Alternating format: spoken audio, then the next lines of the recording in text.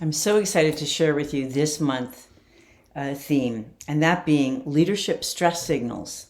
Are you spotting your team's stress signals before it's too late?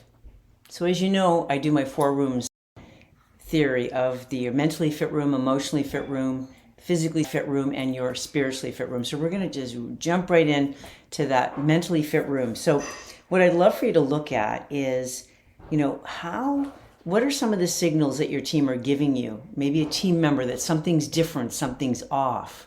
You see, we don't end up just all of a sudden burn out one day. What happens is there are little signals, there's little signs that happen. So let's imagine, what are some of the things that mentally you're noticing with some of your team members? So some of the leaders that I work, for example, and I coach, they talk about the ideas are noticing someone who's normally really focused and really bang on, they're all of a sudden unfocused. They're forgetful. They're missing deadlines.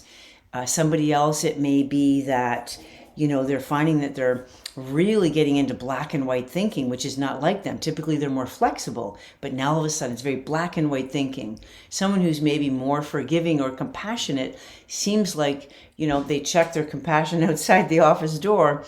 And they're much more judgmental, and you can see a resentment is just brewing. You see, these are all subtle stress signals that we need to keep an eye on as leaders, because if we don't pay attention, it's going to turn into something much more serious. Some other things that I think are really helpful is letting go. We know that the greatest form of self-compassion is letting go. So how are you as a leader? Let's start there. Are you able to let go when someone makes a mistake? Are you able to let go when somebody maybe doesn't show their best self at a meeting or perhaps in a project? Are you forgiving of yourself? So I want you to be thinking about some of these things moving forward, just for the next 7 days. Just be that little fly on the wall and take a look at your team. What are you noticing? What are some of the stress signals that they may be showing you that perhaps you're missing out on?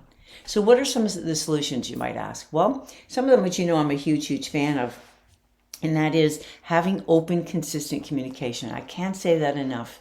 Making sure that the environment in which your team or your staff meetings take place, where there is this open flow of conversation and it's consistent. It's not being parachuted in, but it's consistent about talking about things like their mental health. And, you probably did this with your own kids, but I remember when my son was small, we'd say, a thumbs up for your day and a thumbs down. So what was a highlight that happened for you over the last 7 days, and what's maybe a low point? So I think that's those simple little exercises are such a great way of getting a pulse on how your team's doing and being able to then assess whether those stress signals are starting to be turned up.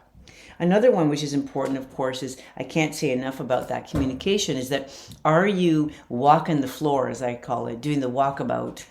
Are you making sure, for example, that you're getting that pulse firsthand, not through somebody else's ears or eyes, but you yourself are getting a sense of the stress level of everybody. Is that one person always raising their hand? Maybe that's a sign that they are in overdrive. And so what do we tend to do? We push away the very thing we need most as humans. So we'd love to hear, what action step you took out of all that. Were you able to maybe do the exercise that I've mentioned about being able to sort of what's a thumbs up in your day and what's a low point in your day, a high or a low, or the last 7 days, whether it's about maybe being more intentional during supervisions, whether it's being very intentional during those meetings, and maybe even talking a little bit about yourself and your own vulnerability that perhaps that you're experiencing in that moment around your own stress signals. So have yourself a beautiful day. Look forward to seeing you next week. Bye for now.